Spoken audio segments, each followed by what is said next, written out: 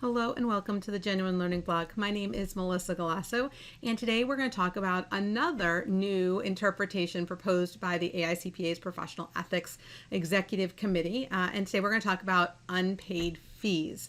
So this is actually a revised interpretation, and so we go through this. So the ethics interpretation currently stands, and they're going to provide an update on maybe some proposed changes here. So this was issued the same time as the interpretation proposal related to assisting clients with accounting standards, accounting standards implementation, which was September 20th. Comments are due the same date, December 20th. And the background on this really is this is another AICPA convergence project. To the extent possible, we want to keep the ethics standards relatively similar between the AICPA and AICPA, which is the international items. But also they looked a little bit at the impact of COVID-19 and potentially some difficulties entities might have in making payments during this more difficult time. So currently we have a very bright lines approach. You have a 1 year, any dollar, and you are going to have an automatic impairment of independence. They're looking at a more principles-based approach. So what are the big proposals within here? So again, they plan to remove the reference to an advocacy threat. They don't believe that unpaid fees represents an advocacy threat. So that's something that they're going to make changes to. It also provides a principles-based framework. Again, instead of having a rules-based 1 year, any dollar amount, they're going to look at it from a size and a significance. And then they're also going to provide factors, again, to consider when evaluating the threat. So it's not a hard line. It's more of an interpretation. It's a principles-based approach.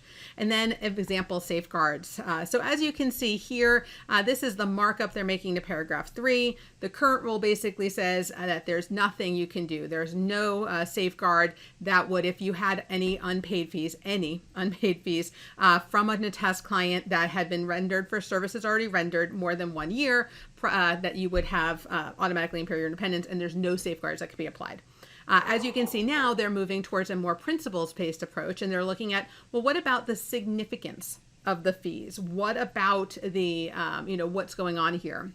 And so it says threats to the coverage members' compliance with the independence rule are at an acceptable level. So instead of saying what's not permitted, they're saying what is permitted when unpaid fees are both clearly insignificant to the covered member and, again, relate to professional services provided less than 1 year prior to the date. So if it's under a year, clearly insignificant, we're not going to worry about it. However, threats would not be an acceptable level when unpaid fees are both significant to the covered member and relate to professional services provided more than 1 year prior. So clearly in that scenario, they're not acceptable if they're large and they're really overdue.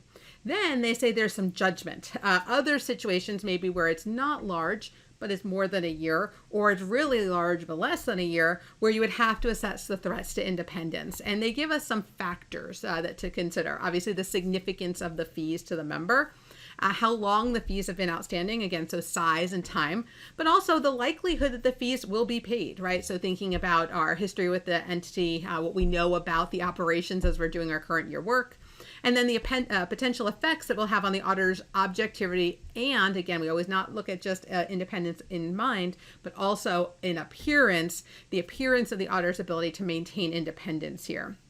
So again, when we take a look at this, they're really trying to say, okay, use a common sense threats and safeguards approach. So if you identify a threat, you say, okay, it's not clearly at an acceptable level. Maybe it is, it's been outstanding for some time now, but it's not super significant. We have a bunch of safeguards. So if we conclude that threats are not an acceptable level, we would need to apply safeguards just like we would normally do. And so in this scenario, in this examples that they provide, have an appropriate reviewer who had not provided the attest or non-attest service to review the work before the current year test report is issued, obtain partial payment if we could to, again, reduce the size, agree to a payment schedule before the report is issued, select current engagement for pre-issuance or post-issuance review, maybe suspend current work until, and not accept anything new until they can get to a clearly insignificant amount, and communicate with those charged with governance regarding those unpaid fees, right? So they're going to give us some options here. So this is a big departure from what we're currently doing, currently a very bright line approach here. And so they're asking for your feedback. In terms of when would this be effective, it is proposed to be effective 6 months after the notice is published in the Journal of Accountancy, and early adoption would be permitted. So that would be the concept again, just like any other ethics interpretation. When does it show up in the Journal of Accountancy? That's usually the starting point for notification. All right, so that's a wrap today. Thank you guys so much for joining us on the Genuine Learning blog, and I hope to see you on a future blog. Have a great day, guys. Bye-bye.